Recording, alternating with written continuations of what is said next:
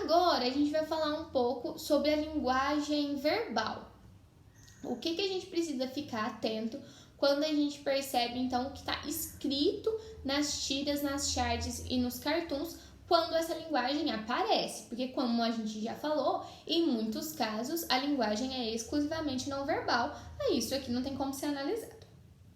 Existem alguns tópicos que nós precisamos ficar atentos na hora de analisar a linguagem verbal de tiras, charges e cartoons. Primeiro tópico para a gente observar é o emprego de formalidade e informalidade.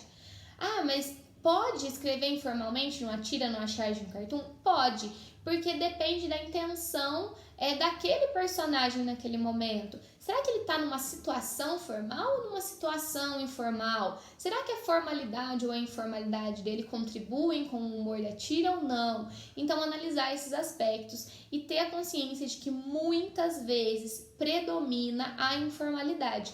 Por isso que muitas vezes nós vamos notar, por exemplo, um agente substituindo um nós, um pra substituindo um para, um tá substituindo um está. E isso ajuda a gente a compreender um outro tópico, que são as marcas de oralidade presentes nas tiras, nas charges e nos cartoons muitas vezes.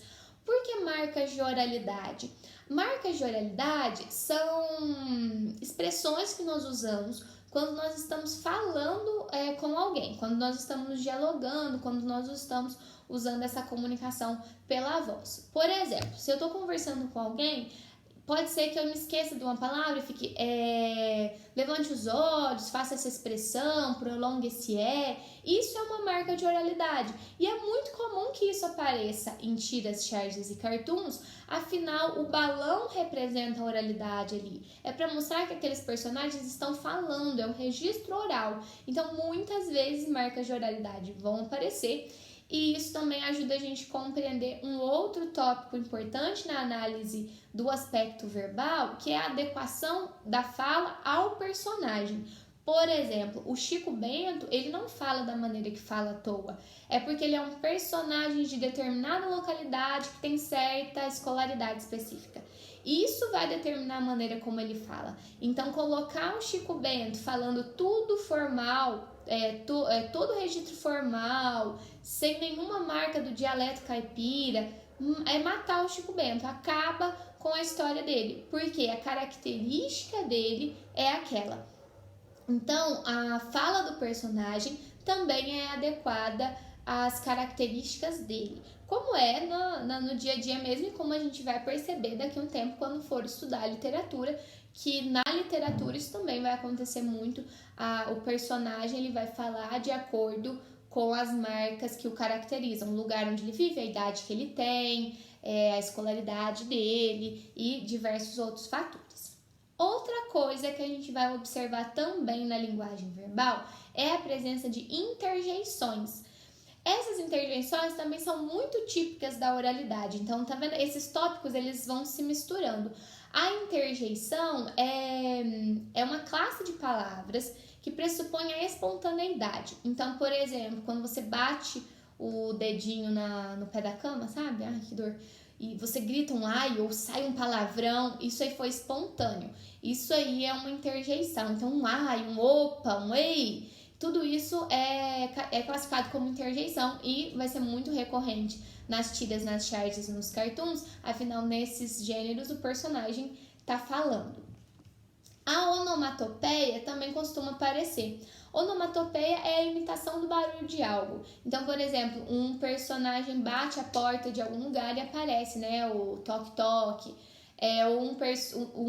Na história tem algum animal, um cachorro, um gato, um galo, e aparece o barulho que esse animal fez. Isso aí é uma onomatopeia, então também vai ser recorrente nas tiras, nas charges, nos cartoons, a depender da história que elas estão contando ali, né, obviamente. Então a gente percebe que para analisar a parte verbal da tira, da charge, do cartoon, não é só ler o que está ali, mas é também perceber as especificidades nas falas dos personagens. A gente tem então a linguagem verbal e a gente tem a linguagem não verbal. Quando elas se juntam é que vai se originar então o cartoon, a charge e a tira. E a junção dessas duas linguagens forma o que a gente chama de linguagem mista. Então eu coloquei aqui para vocês uma tira de novo do André Dahmer, que a gente já viu lá na outra parte da explicação, para mostrar como que essas duas linguagens, elas estão mesmo juntas e uma complementa a outra, e é a partir dessa complementação que vem o sentido em si da tira da charge e do cartão, tá bom? Nessa tira do André, o primeiro personagem diz: claro que ninguém aqui está defendendo a tortura. Então o personagem está desenhado, linguagem não verbal, e o que ele diz, linguagem verbal. No entanto, quando ele vai dizer mas, que é aquilo que chama atenção, porque esse mas vai contradizer tudo o que ele disse antes, provavelmente, ou seja, vai mostrar que na verdade ele está, assim, de alguma maneira, defendendo a tortura, o mas, que é uma palavra, portanto é verbal, é escrito em letras enormes, com uma cor diferente, então é o não verbal contribuindo com o sentido do verbal, por isso linguagem mista. Bom, então na próxima aula a gente vai para a parte da interpretação, vamos ver alguns outros aspectos para compreender melhor ainda esses 3 gêneros.